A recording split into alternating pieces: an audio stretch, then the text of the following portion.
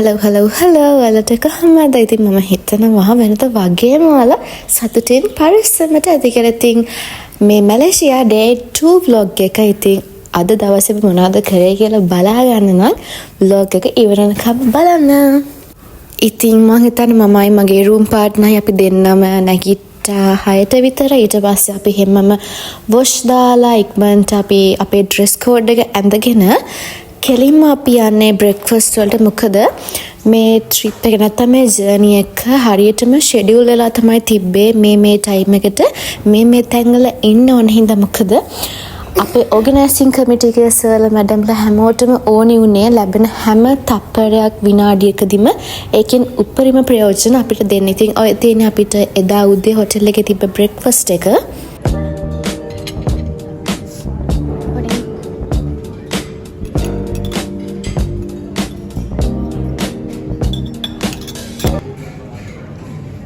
මට අද උදේ කිරියක හදලා දුන්නේ.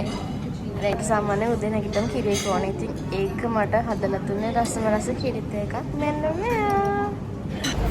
ඉතින් ඔය විදිහට අපි බ්‍රේක්ෆාස්ට් අරගෙන කෙලින්ම අපේ ට්‍රාන්ස්පෝර්ටේෂන් වලට තිබ්බ බස් එක ආවා. ඉතින් ඒ බස් එකේ අපි යන්න පිටත් වුණා. අපිට අද දවසේ තිබ්බේ යුනිවර්සිටිස් දෙකක් විසිට් කරන්න.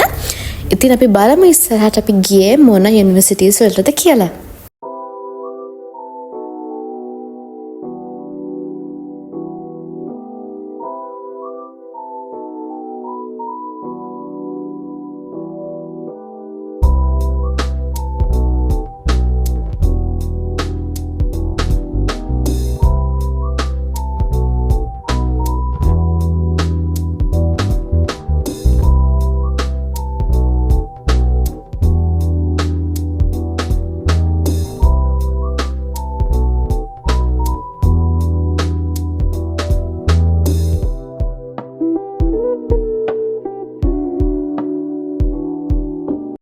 ඉතින් අපි මුලින්ම ගියේ බයිනරි යුනිවර්සිටි එකට. මම හිතන්නේ මැලේසියාවේ ෆේමස් යුනිවර්සිටි එක.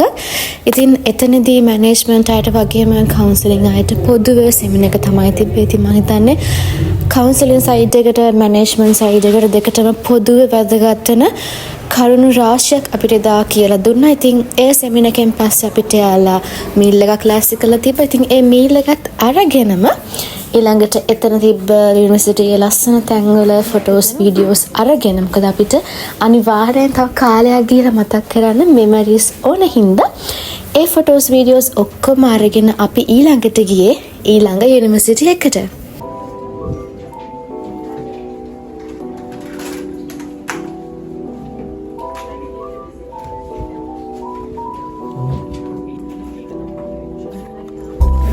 ඒ වගේම ඔයාලට මේ යුනිවර්සිටි එකේ higher studies කරන්න පුළුවන්. මම ඒ links ඔක්කොම description එකේ දාන්න. ඔයාලා ගිහින් බලන්න. කුසුමිස් බලන්න.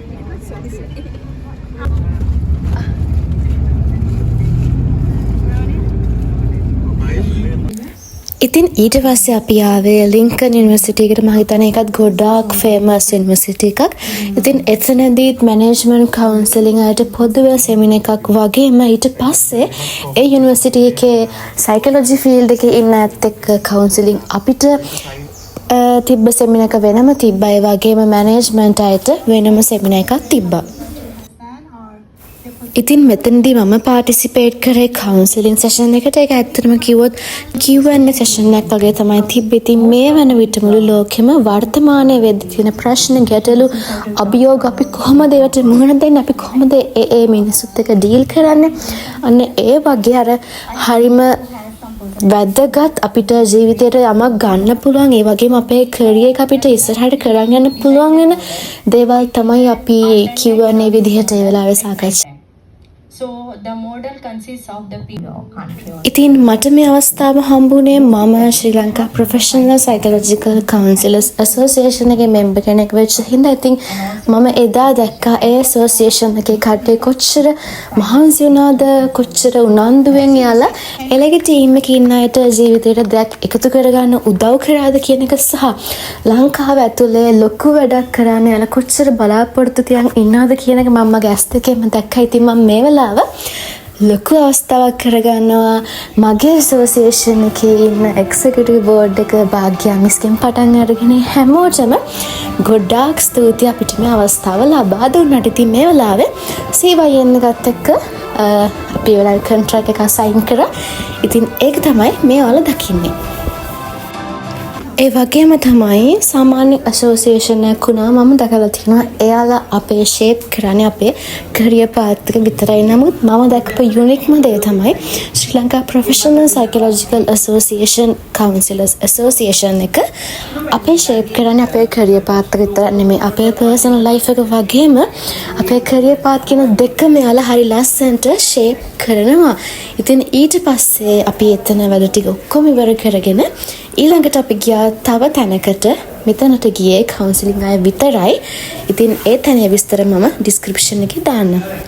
ඉතින් මේ තියෙන්නේ මැලේසියන් පොසිටිව් සයිකොලොජි ඇසෝසියේෂන් එකත් එක්ක අපි කරපු ඩයලොග් සෙෂන් එක. ඉතින් මේ සෙෂන් එකත් ගොඩාක් ඉම්පෝටන්ට් කවුන්සිලින් ෆීල්ඩ් එකේ ඉන්න අපි වගේ අයට. ඉතින් වැදගත්ම දේ තමයි ළමයි අපි අද මේ ගිය තැන් තුනෙන්ම අපිට සර්ටිෆිකේට් එකක් ඉෂුව කරා. මම හිතන්නේ ග්ලෝබල් සර්ටිෆිකේෂන් එකක තියෙන වැදගත්කම වල අපි හැමෝම හොඳටම දන්නවා. ඉතින් ලයිෆ් එකට අපි එක්ස්පීරියන්ස් කරගත්තා වගේම අපිට අපේ කැරියර් එක ඉස්සරහට කරන් යන්න සර්ටිෆිකේෂන්ස් කියන එක කොච්චර වැදගත්ද කියන එක ඔයාලා දන්නවා. ඉතින් අපිට ග්ලෝබල් සර්ටිෆිකේෂන්ස් 3ක් මේ දවසේ අපිට අපේ අතටම හම්බ වුණා.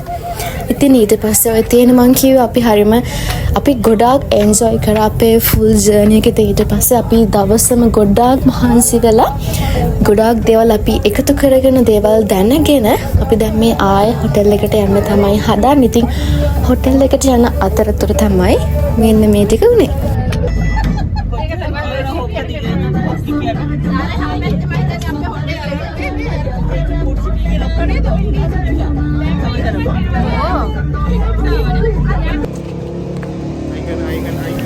ඉතින් ඊට පස්සේ කෙලින්ම හොටෙල් එකට ගිහිල්ලා අපි ගියා ස්ට්‍රීට් ෆුඩ් කන්න. මොකද අපි ඔය ගියේ දෙවෙනි දවසේ. ඉතින් වලට පේනවා ඇති ඒ වෙලෙත් අපිත් එක්ක අපේ සර්ලයි මැඩම්ලා ඉන්නවා. මොකද ඒකට හේතුව තමයි අපි දන්නේ නැති රටක්, දන්නේ නැති මිනිස්සු සහ දන්නේ නැති කල්චර් එකක්. ඉතින් අපිට ගිය මුල් දවස් දෙක තුනෙන්ම ඒ කල්චර් එකට හැඩගැහෙන්න අමාරුයි. ඉතින් අපේ සර්ලා අපිත් එක්ක පිටිපස්ස ඉඳලා අපිට ඕනේ විදියට අපේ ටයිම් එක එන්ජොයි කරන අවස්ථාව ලබා දුන්නා.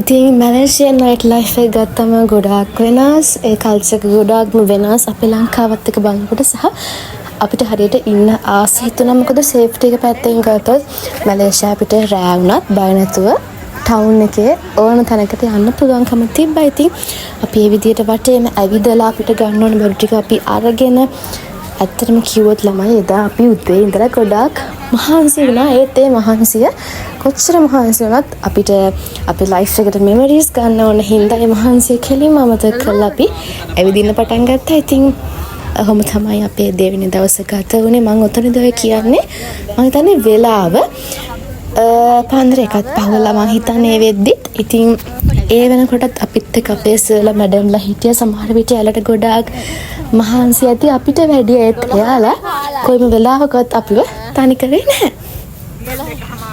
ඉතින් ඔන්නම තමයි අපේ දෙවෙනි දවසේ වරුනේ. ඉතින් ඊළඟ vlogs ටිකත් මම ඉක්මනටම ගේන්න.